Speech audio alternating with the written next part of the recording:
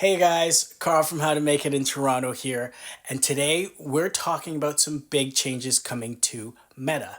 Yes, Facebook and Instagram. Mark Zuckerberg is taking a page out of Elon Musk's playbook. Meta is planning on reducing the number of fact checkers and moderation on the platform. Now, this may sound great on the surface, but there may be some serious implications to these changes, that some may be good, some may be bad, and I'm here to break them down with you. Let's go. So let's start with the negative consequences. Number one, disinformation. With less fact checking, we could see a rise in misleading news, deepfakes, and conspiracy theories, which will make it harder than ever to distinguish between truth and fiction. Number two, an increase in hate speech and toxic content. X has already shown us that when you dial back moderation, there is an increase in hate speech, harassment, and toxic harmful content that go way up. This could result in a more hostile online environment. Number three, brand safety risks. For businesses, influencers, and content creators, this lack of moderation might mean your ads and content could be placed next to controversial or harmful materials, which would result in damaging your online reputation. Now, here are some positives. More free speech and expression. Users will have less restrictions, which means they can post mostly what they want, and this will lead to more diverse perspectives and less censorship. Number two, more engagement and debate.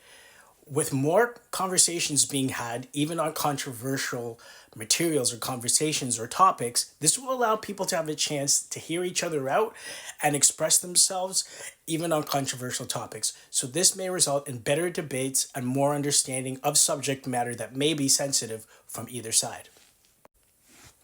Number three, less shadow banning and algorithm suppression. If you've ever felt like your content isn't reaching some audiences based on moderation rules, this change could be huge, leveling the playing field and allowing you to reach new people that you haven't had the chance to interact with. So now I'm going to discuss how to make sure your content reaches the right audience and has the right impact. Here are a few tips that I'm going to share with you. Number one, verify before you share. Now that there's less fact checkers, it's on us to ensure that the information that we're putting out there is right. So always make sure to check out multiple sources before sharing information. Number two, engage in positive conversations.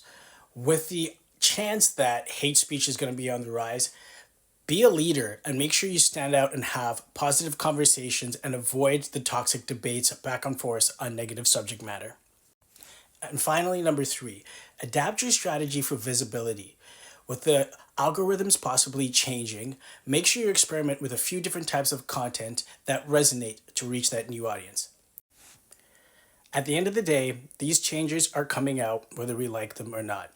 What matters is how we use these platforms to create impact, build brands, and share ideas. So what do you think? Will these changes make Meta better or worse? Share your answers in the comments, and don't forget to follow How to Make It in Toronto for more insights for how to navigate the digital world. We appreciate it. Take it easy.